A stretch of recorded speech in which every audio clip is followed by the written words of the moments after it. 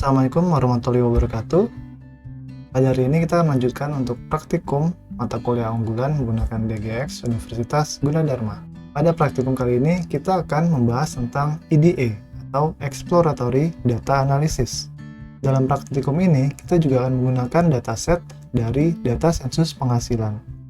Data ini diambil dari database Biro Sensus tahun 1994 oleh Ronnie Kohavi dan juga Barry Becker. Di dalam dataset ini berisikan beberapa kategori sebagai berikut.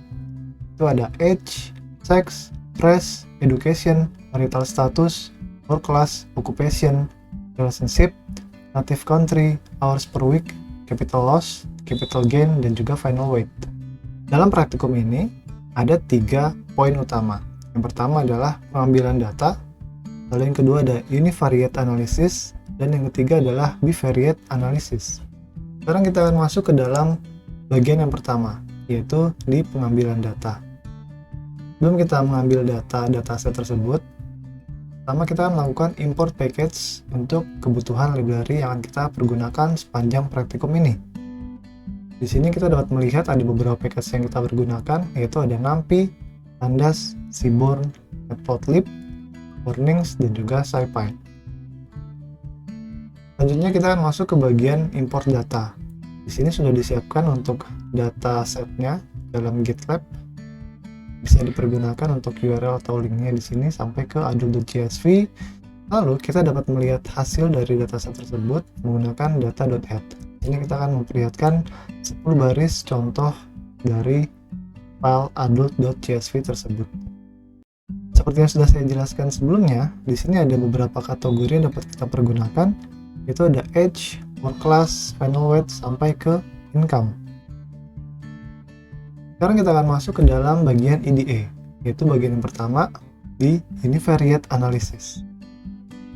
Di dalam univariate analysis ini, kita akan mencoba untuk menganalisis 2 kategori, yaitu adalah age dan juga income. Sekarang kita masuk ke dalam kategori yang pertama, yaitu kategori age atau umur. Bagian pertama yaitu adalah distribusi data dari dataset yang kita miliki tadi. Di sini kita akan membuat sebuah histogram menggunakan kategori age, lalu dengan perintah show kita dapat melihat hasil dari histogram tersebut. Dan itu kita juga dapat melihat jumlah data orang berdasarkan umur, yaitu dengan menggunakan perintah seperti ini.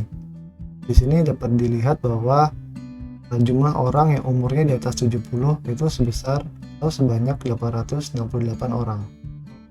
Dari hasil histogram di atas dan juga dari perhitungan seperti ini, kita dapat mendeskripsikan bahwa yang pertama, atribut usia di sini tidak simetris.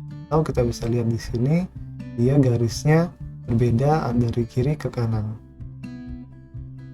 Lalu yang kedua, histogram di sini dia miring ke kanan, tapi ini biasanya baik. Karena orang dewasa lebih muda itu biasanya masih mendapatkan upah dibandingkan dengan yang orang dewasa yang sudah tua, di mana mereka biasa sudah tidak mendapatkan upah lagi.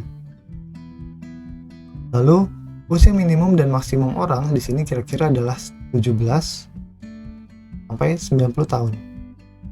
Dataset ini juga memiliki lebih sedikit pengamatan tentang usia orang setelah usia tertentu, yaitu usia 70 tahun itu hanya sebesar 868 orang saja jika dibandingkan dengan jumlah total orang yang ada dalam dataset ini, yaitu mencapai sekitar 40.000 data orang. Sekarang kita akan masuk ke dalam kategori yang kedua, yaitu income. Seperti biasa kita akan melihat dulu histogramnya untuk melihat pendistribusian data berdasarkan kelompok. Di sini sudah dibagi menjadi 2 kelompok, yaitu untuk income atau pendapatan yang kurang dari atau sama dengan $50.000 dengan pendapatan di atas $50.000.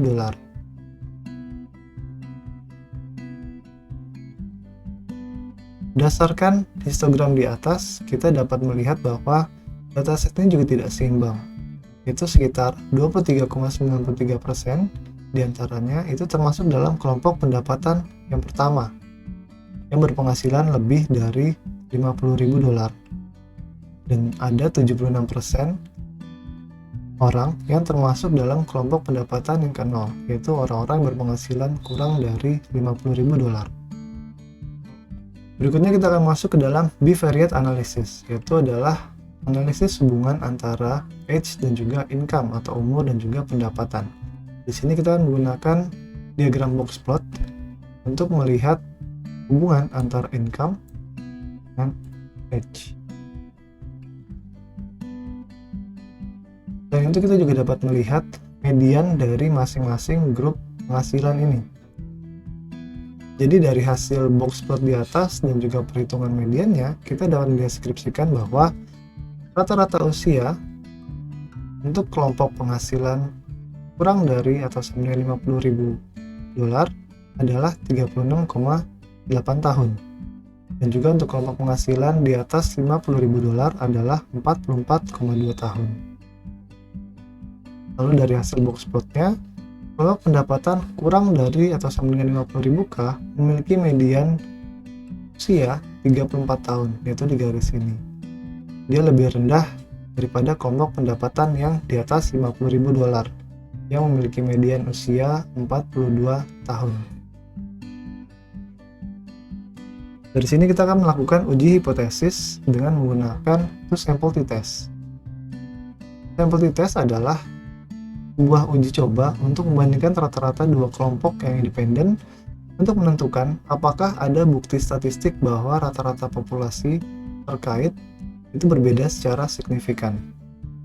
Di sini contohnya, apakah ada hubungan antara usia dan pendapatan? Nah, di sini kita akan menentukan null atau alternate hipotesis. Secara umum, null hipotesis akan menyatakan bahwa kedua populasi yang diuji tidak memiliki perbedaan yang signifikan secara statistik.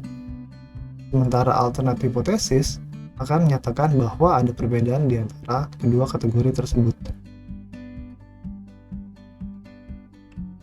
Tentunya dalam contoh ini kita dapat mengatakan bahwa null hipotesis adalah tidak ada perbedaan median atau rata usia kelompok pendapatan lebih dari $50.000 dan juga kelompok pendapatan kurang dari atau sama dengan $50.000.